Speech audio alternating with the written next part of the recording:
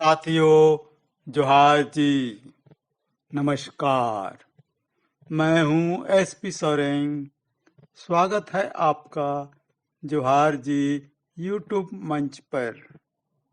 साथियों, आगे बढ़ने से पहले आपसे गुजारिश है कि जोहार जी चैनल को लाइक, सब्सक्राइब, शेयर करके ज़्यादा से ज़्यादा लोगों तक पहुंचाएं और जोहार जी टीम का मनोबल बढ़ाएं। इस एपिसोड का विषय सीएजी रिपोर्ट में मोदी जी का घोटाला का उजागर। साथियों, स्वतंत्रता दिवस का सबको शुभकामना। पीएम मोदी के 15 अगस्त के भाषण से 3 शब्द परिवारवाद, भ्रष्टाचार और तुष्टीकरण के ऊपर विचार करेंगे। परिवार मानव समाज का सबसे छोटे इकाई होता है और पीढ़ी दर पीढ़ी चलते रहता है। वर्तमान की पीढ़ी को बुजुर्गों का देखभाल करने के साथ साथ अगला पीढ़ी को स्थापित भी करना होता है। अगला पीढ़ी अपने काबिलियत के अनुसार खुद का साख बनाता है। कुछ अपने माँ बाप का लेवल तक नहीं पहुंच पाते। मिसाल के तौर पर अमिताभ बच्चन के पुत्र अभिषेक बच्चन, सचिन तेंदुलकर क्रिकेटर के पुत्र अर्जुन, बड़े अंबानी के पुत्र अनिल अंबानी अपने पिताजी के ऊंचाई तक नहीं छू सके। राजनेताओं के संतानों का जिक्र करना यहाँ उचित नहीं होगा। मोदी जी ने जब अमेरिका प्रेसिडेंट और उनके परिवार से मिलते हैं तो अकेले में ही मिलते हैं।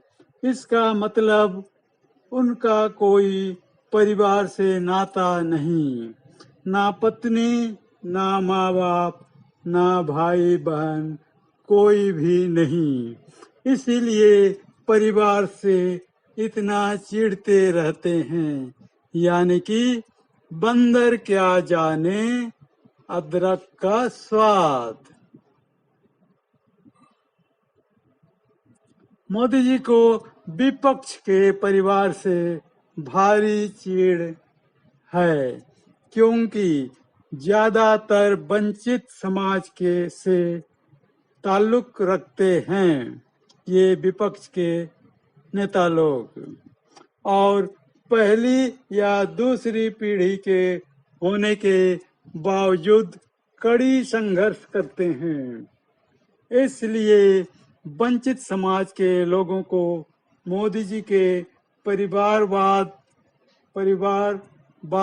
वाला आरोपों को सिरे से खारिज करना चाहिए, हल्के में लेना चाहिए। अब आते हैं मोदी जी के भ्रष्टाचार आरोपों पर।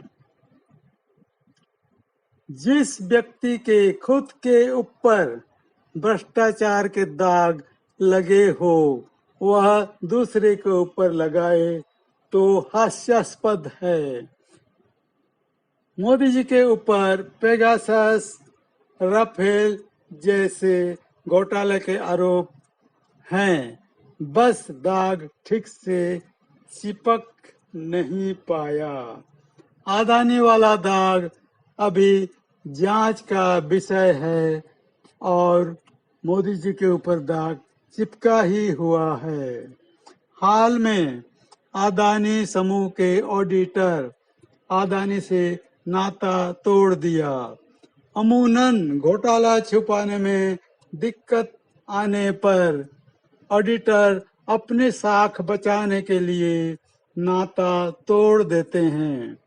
ऐसे भी अदानी मामले में सरकारी एजेंसी सेबी ने भी जांच कर रहा है। इसका मतलब मोदी जी का दाग धुलने में अभी काफी देर लगेगा।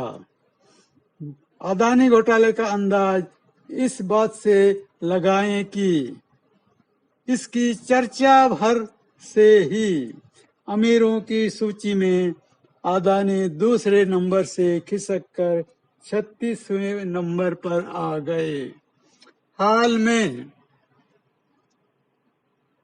सीएजी ने घोटाला सामने लाया है, उससे मोदी जी का दाग मिटने वाला नहीं है।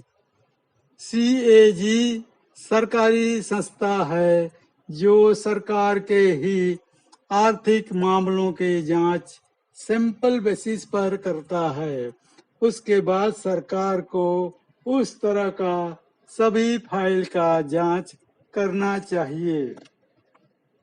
इस बार सीएजी ने टोल टैक्स वाले बड़े बड़े लंबे लंबे चौड़े चौड़े रोड की जांच की। इसमें बहुत बड़ा घोटाला सामने आया।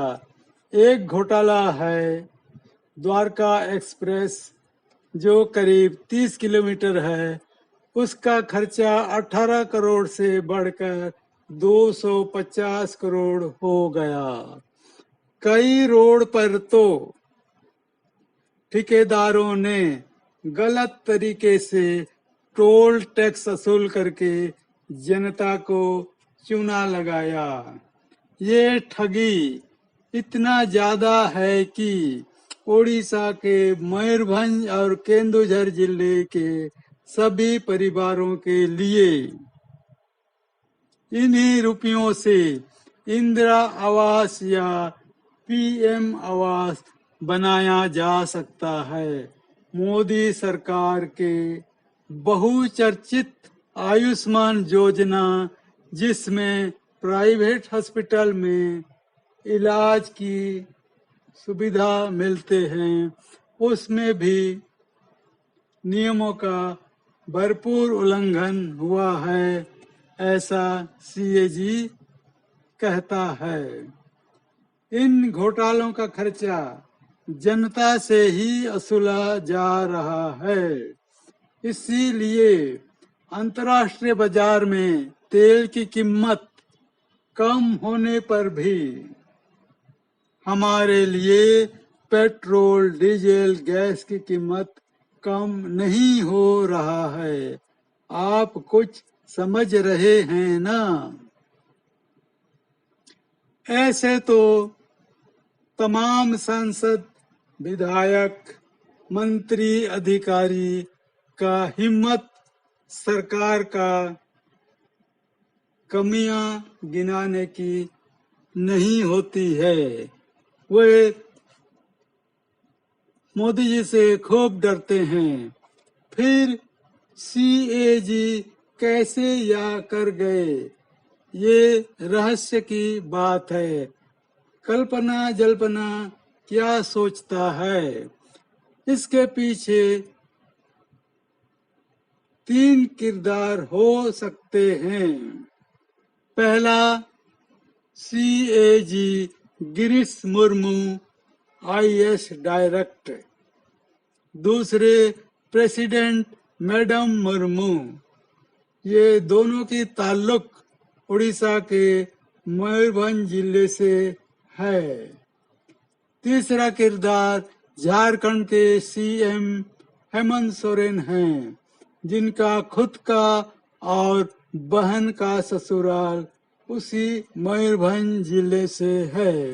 इन तीनों आदिवासी संताल समुदाय के हैं, यानी कि आपस में कुटुंब हैं। इतना ही नहीं, मैडम मुर्मू झारखंड राज्यपाल होते हुए हेमंत सोरेन के साथ काम कर चुके हैं। कुछ दिन पहले ईडी ने हेमंत सोरेन को 14 अगस्त को हाजिर होने के लिए समन जारी किया था, लेकिन सोरेन जी ने व्यस्तता बताकर ईडी को समन को खारिज कर दिया। इतना हिम्मत ईडी को जवाब देने का कहां से आया? लगता है कहीं ना कहीं इन तीनों किरदार एक दूसरे की मदद कर रहे हैं या करने की ठान लिए हैं। हो सकता है सोरेन का घोटाला ईडी निकाल रहा है तो मोदी जी का घोटाला भी सीएजी निकाल के आईना दिखा रहे हैं ताकि सोरेन के ऊपर कुछ ठोस कदम ना उठाया जाए। ध्यान दें, चाह के भी मोदी जी प्रेसिडेंट के दस्तखत के बिना सीएजी पर किसी तरह का कार्रवाई नहीं कर सकते और प्रेसिडेंट दस्तखत करने के लिए मना करने पर प्रेसिडेंट का भी वो कुछ बिगाड़ नहीं सकते। इस कहानी में हो सकता है कोई सच्चाई ना हो, लेकिन वंचित समाज को एक दूसरे की विपद में निश्चित रूप से सहयोग करना चाहिए। इसलिए जब जब भ्रष्टाचार शब्द आए, मोदी जी बोलने लगे, तो मोदी जी सरकार के इन सारे घोटालों को भी याद कीजिए। जहां तक तुष्टीकरण की बात है, इस शब्द का प्रासंगिकता ही नहीं है। साथियों, हमारा कहना है कि आपको इन शब्दों का बारे में अगर कुछ ज्यादा मालूम हो तो कमेंट्स में जरूर बतलाएं। साथियों, जोहार जी के विचारों से आप सहमत या असहमत कमेंट सेक्शन में जरूर लिखें और जोहार जी परिवार से जुड़ जाएं। साथियों, विदा लेने से पहले आपसे पुनः रिक्वेस्ट है, गुजारिश है कि वीडियो को लाइक सब्सक्राइब जरूर करें। अपनी दोस्त यार जान पहचानों से शेयर करके जोहार जी टीम का मनोबल बढ़ाएं। धन्यवाद।